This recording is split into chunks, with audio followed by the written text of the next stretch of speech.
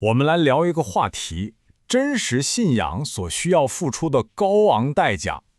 你知道吗？对于信心还不够坚定的人来说，要去遵行天父和耶稣的命令，有时候真的会感觉，非常非常的困难。那么我们就先来看看这种所谓的艰难的顺服到底是什么样的。其实只要我们回顾一下历史，就会发现这种要求一直都存在。举个例子吧，你还记得那个故事吗？一位富有的年轻官吏来见耶稣，耶稣就对他提出了一个要求：变卖你所有的一切，分给穷人。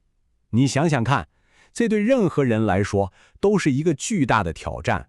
再比如说，天父曾经通过先知以利沙，告诉患了大麻风的乃縵一个听起来有点奇怪的治疗方法，那就是去到约旦河里洗7次，就这么简单，但又这么不合常理，对吧？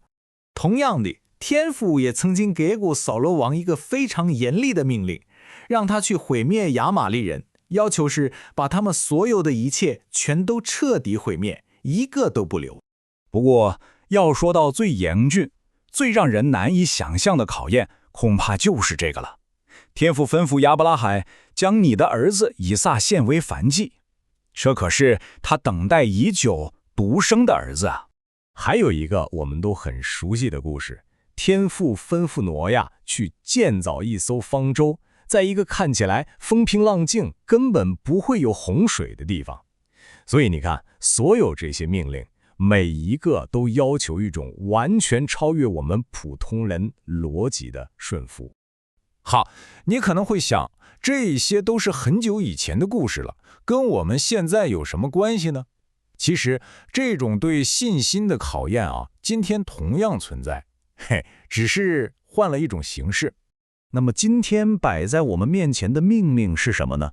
就是这句话：遵守神的诫命和耶稣的真道。这就是属于我们这个时代的考验。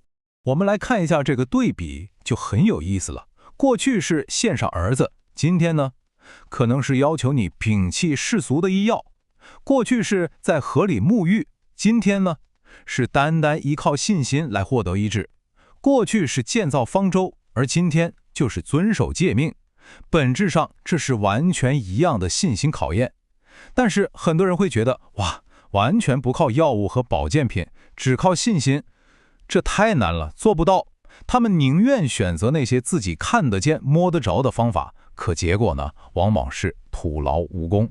那么当一种信心不愿意付出实际行动的时候，它会带来一个非常严重的后果，我们称之为死的信心。什么是死的信心？就是那种没有行为、没有行动的信心，嘴上说信，但实际上什么都不做。正如启示录3章1节里写的那样，暗明你是活的，其实是死的。不幸的是，今天绝大多数人拥有的恰恰就是这种死的信心，因为它背后根本没有顺服的行为来支撑。这不禁让我想起耶稣在路加福音18章8节里提出的那个问题，一个非常发人深省的问题。然而，人子来的时候，在世上找得到有信心的人吗？这个问题，直到今天依然值得我们每一个人深思。要想真正明白这种死的信心有多危险，我们必须回到过去，看看古代以色列人的经历。那真是一个深刻的教训，一个来自旷野的警告。没错，古以色列民的故事不仅仅是历史，它就是写给我们看的，是我们今天每一个人的警戒。我们来看看他们到底发生了什么。你会发现，一旦遇到真正的困境，他们所谓的信心很快就土崩瓦解，变成了充满不幸的怨言。想象一下那个场景，以色列人刚离开埃及，以为自由了，结果马上就陷入了绝境。前面是茫茫的红海，根本过不去；后面呢，是法老气势汹汹追赶过来的大军。在这样一个生死关头，他们是怎么回应的？他们冲着摩西抱怨，说出这样的话：难道在埃及没有坟地，你把我们带来死在旷野吗？你为什么这样待我们，将我们从埃及领出来呢？我们在埃及岂没有对你说过，不要搅扰我们，容我们服侍埃及人吗？因为服侍埃及人比死在旷野还好。你听听，话里充满了恐惧，他们甚至宁愿回去继续当奴隶。好，那一次过去了，但没过多久，新的考验又来了。他们在舒尔的旷野里走了整整3天，一滴水都找不到。后来好不容易在马拉找到了水源，结果呢，水是苦的，根本没法喝。结果可想而知，百姓又一次向摩西发怨言，说我们喝什么呢？他们的信心又一次动摇了。你看，这已经成了一种习惯性的反应。考验接踵而至，接着他们到了逊的旷野。这一次问题更严重了，从埃及带出来的食物全都吃光了，所有人都面临着饥饿的威胁。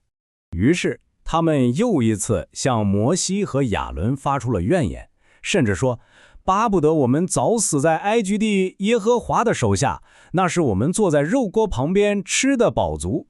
你们将我们领出来到这旷野，是要叫这全会众都饿死啊！这太可惜了，他们完完全全忘记了天父在埃及行的那些大神迹。一次又一次，他们在考验面前选择不信，选择抱怨，最终的结局是什么呢？那一代人除了极少数，全都倒在了旷野。所以这个来自旷野的警告跟我们今天有什么关系呢？关系太大了，它直接指向了我们今天的行为，特别是我们的祈祷。我们来想一个问题，今天很多人就像当年的以色列人，觉得遵守诫命实在太难了，做不到。但如果一个人他一边拒绝遵守律法，一边却又向天父祈求祝福、祈求医治，你觉得这样的请求算是什么呢？这种祈求其实是完全徒劳的。关于这一点，其实圣经里早就给出了一个非常明确也非常严厉的答案。箴言28章9节写得很清楚，转耳不听律法的，他的祈祷也为可憎。这句话值得我们每一个人好好的想一想。